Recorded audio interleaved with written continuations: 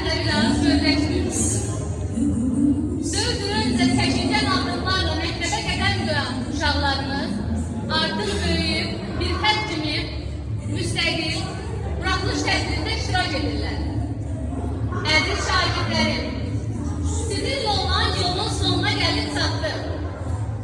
Amma sizi ileride yeni yollar gözlüyor, yeni başlangıçlar gözləyir. Sizinlə fəxr edirəm.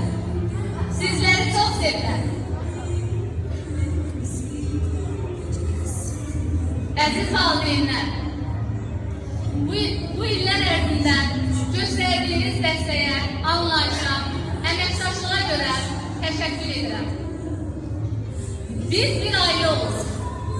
Bu ailenin bir üzvü olmaq mənim üçün ən büyük xoşbəxtlikdir. Uşaqlarımı sizə əmanət edirəm. Əmanət edirəm ki,